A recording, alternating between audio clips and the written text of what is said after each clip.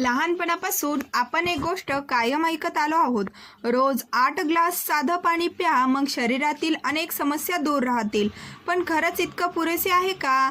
आज मी तुम्हाला अशी एक महत्त्वाची माहिती सांगणार आहे, जे ऐकल्यानंतर कदाचित तुम्ही पाणी पिण्याची सवय नव्याने विचार करायला अशी एक महत्त्वाची माहिती सांगणार आहे, जी ऐकल्यानंतर कदाचित तुम्ही पाणी पिण्याची सवय नव्याने विचार कराल.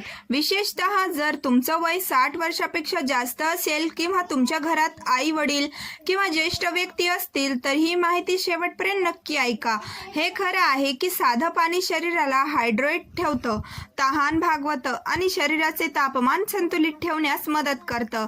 निरोगी आयुष्यासाठी पाणी अत्यंत आवश्यक आहे, पण वयाच्या साठीनंतर शरीराच्या कार्यपद्धती तरुणापणासारखी राहत नाही.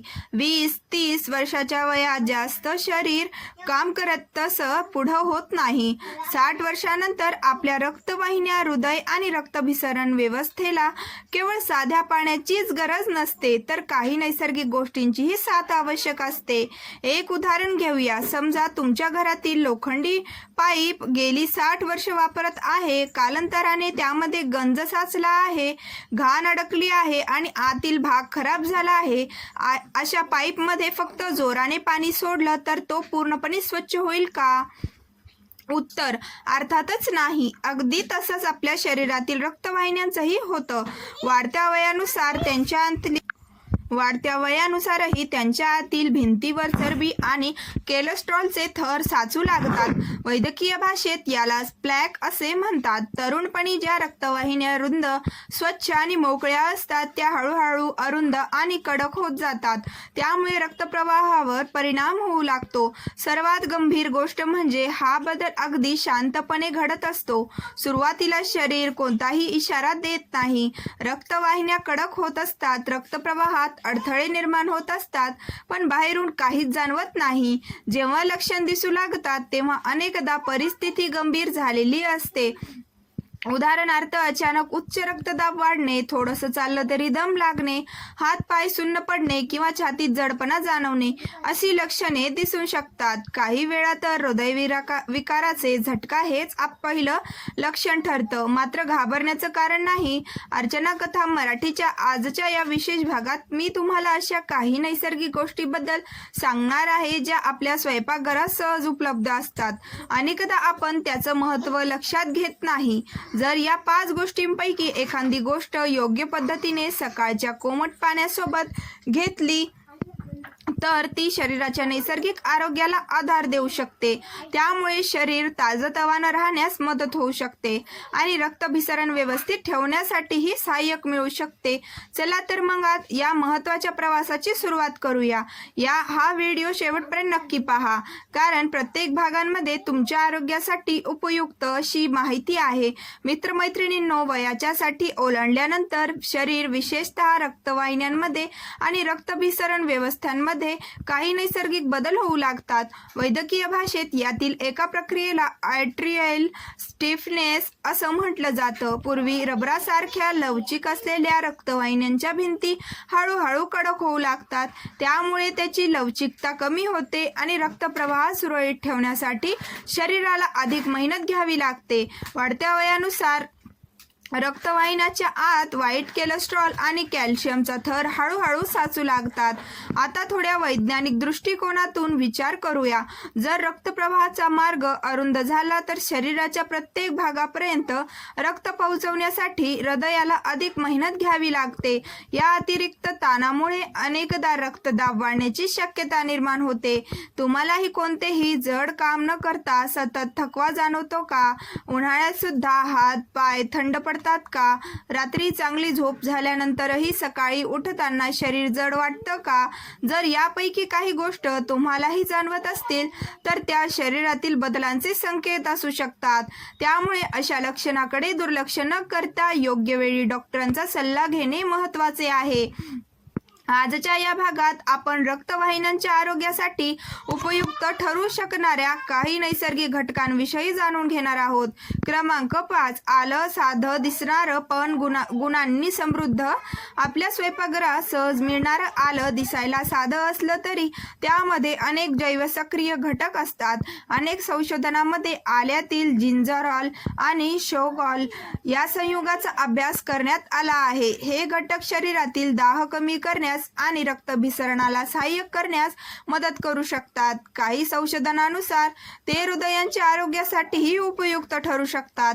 मात्र ते रक्तवाहिन्यांमधील अडथळे थेट काढून टाकतात किंवा पूर्णपणे साफ करतात असे ठोस वैज्ञानिक पुरावे उपलब्ध नाहीत. वाढत्या वयानुसार रक्तवाहिन्यांची लवचिकता कमी होत जाते. अशा वेळी संतुलित आहाराचा भाग म्हणून आल्याचे योग्य प्रमाणात समावेश करणं फायदेशीर ठरू शकतं.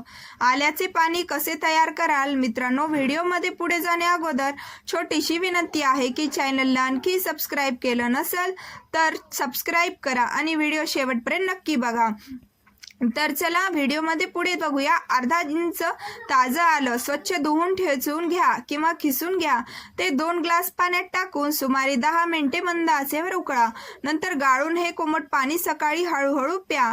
महत्त्वाची सूचना: जर तुम्ही रक्त पातळ करणारी औषध घेत असाल, रक्तस्रावाचा त्रास असेल किंवा लवकरच शस्त्रक्रिया होणार असेल तर नियमितपणे आल्याचं पाणी घेण्यापूर्वी डॉक्टरांचा सल्ला घेणे आवश्यक घ्या. क्रमांक 4. दालचिनी. सुगंधासोबत आरोग्याची साथ. दालचिनी हा जवळपास प्रत्येक घरातील मसाला आहे, पण सर्व दालचिनी सारखी नसते. बाजारात प्रामुख्याने कॅसिया आणि सिलोन असे 2 प्रकार मिळतात. कॅसिया दालचिनींमध्ये कॅमिरेन हे द्रव्य तुलनेने जास्त प्रमाणात असू शकते, त्यामुळे दीर्घकाळ मोठ्या प्रमाणात सेवन करणं योग्य नाही. शक्य असल्यास सिलोना दालचिनी निवडणं अधिक योग्य मानलं जातं. सिलोना दालचिनीमध्ये सिनेमालाडेहाइड हे नैसर्गिक संयुग असतं. काही संशोधनानुसार ते रक्तदाब, रक्तातील साखर आणि चरबीच्या पातळीवर सकारात्मक परिणाम करण्यास मदत करू शकतं. मात्र ते कोणत्याही आजारावर खात्रीशीर उपचार नाही. वापरण्याची पद्धत: अर्धा चमचा सिलोन दालचिनीची पूड 1 ग्लास कोमट पाण्यात मिसळा. इच्छेनुसार थोडा शुद्ध मध घालू शकता. हे पेय सकाळी घेऊ शकता. सूचना: जर तुम्ही मधुमेहासाठी औषध घेतलं असेल तर दालचिनी नियमित वापरण्यापूर्वी डॉक्टरांचा सल्ला घ्या आणि रक्तातील साखरेची पातळी तपासत राहा. क्रमांक 3. लिंबू. रक्तवाहिन्यांसाठी नैसर्गिक साथीदार. लिंबू हा आपल्या प्रत्येक घरात सहज मिळणारा आणि स्वस्त असा पदार्थ आहे, पण त्यामध्ये भरपूर प्रमाणात व्हिटॅमिन सी आणि विविध अँटीऑक्सिडंट्स असतात. वाढत्या वयानुसार शरीरात ऑक्सिडेटिव्ह ताण वाढू शकतो. अशा वेळी व्हिटॅमिन सी शरीरातील पेशींचे संरक्षण करण्यास मदत करतं. लिंबूमधील फ्लॅव्होनॉइड्स हृदयाच्या आरोग्यासाठी उपयुक्त ठरू शकतात. तथापि लिंबू रक्तवाहिन्या दुरुस्त करतो किंवा पूर्णपणे स्वच्छ करतो असे वैज्ञानिकदृष्ट्या सिद्ध झालेले नाही.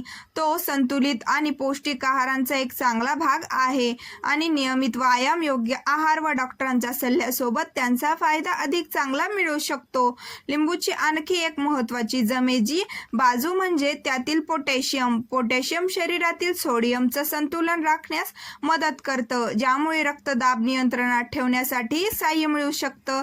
लिंबू पाणी कसं घ्यावं?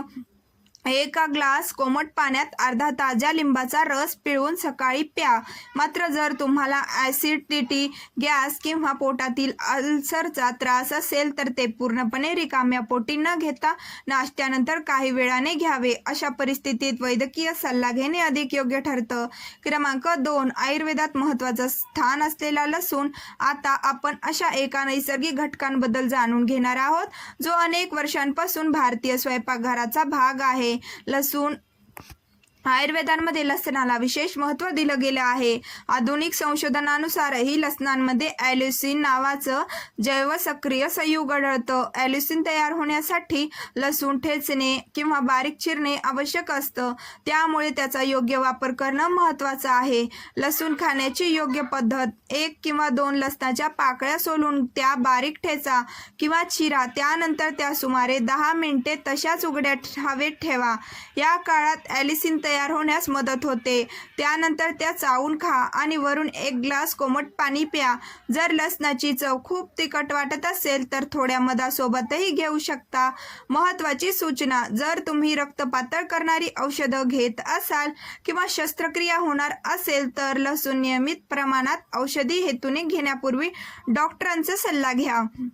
क्रमांक 1. आयुर्वेदात प्रसिद्ध असलेली अर्जुनाची साल. आता आपण या यादीतील शेवटच्या आणि महत्त्वाच्या नैसर्गिक घटकाबद्दल जाणून घेऊया. अर्जुनीची साल. आयुर्वेदात अनेक शतकांपासून अर्जुनाच्या सालीचा उल्लेख हृदयांच्या आरोग्यासाठी केला गेला आहे. आधुनिक संशोधनातही तिच्यावर अभ्यास सुरू आहे.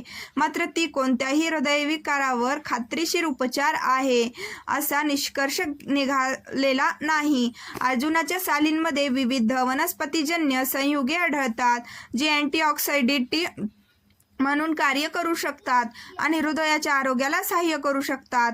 वापरण्याची पद्धत. 1 चमचा अर्जुनाच्या सालीची पूड 2 ग्लास पाण्यात घालून मंद आचेवर उकळा.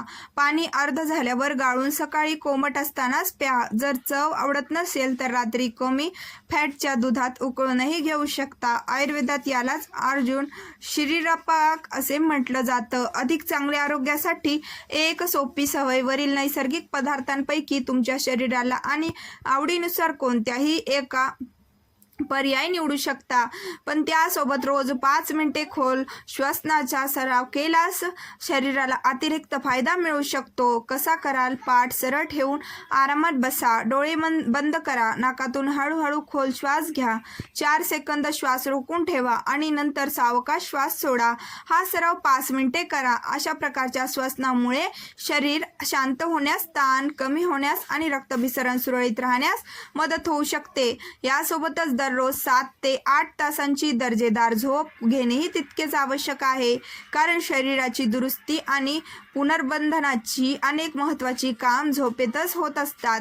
शेवटी एक महत्त्वाची गोष्ट, अर्चना कथा मराठीवर आम्ही नेहमीच संपूर्ण आणि विश्वासार्ह माहिती देण्याचा प्रयत्न करतो. तुम्ही किती महागडी औषधे किंवा आयुर्वेदिक उपाय करत असाल तरी रोजच्या जीवनातील चुकीच्या सवयी बदलल्या नाहीत तर अपेक्षित फायदा मिळणं कठीण होऊ शकतं. म्हणून पुढे आपण अशाच 3 सवयींबद्दल जाणून घेणार आहोत ज्या हृदय आणि रक्तवाहिन्यांच्या आरोग्यासाठी हानिकारक ठरू शकतात. म्हणूनच आजपासून या 3 सवयी आपल्या आयुष्यातून शक्य तितक्या कमी करण्याचा प्रयत्न करा. पहिली सवय, सकाळी उठताच रिकाम्या पोटी चहा पिणे.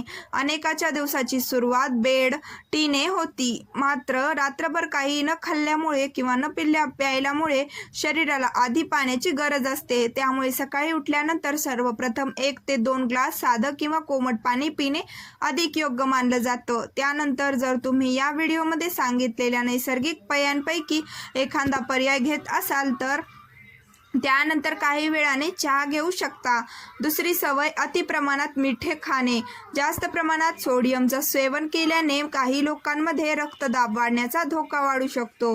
त्यामुळे लोणची, पापड, जास्त मीठ असलेले पॅकेज्ड स्नॅक्स आणि अति खारट पदार्थ मर्यादित प्रमाणात खाणं अधिक हितवायक आहे. संतुलित आहार आणि योग्य प्रमाणात मीठ हे हृदयाच्या आरोग्यासाठी महत्त्वाचे मानले जाते. तिसरी सवय, तासानुतास एकाच जागी बसून राहणे.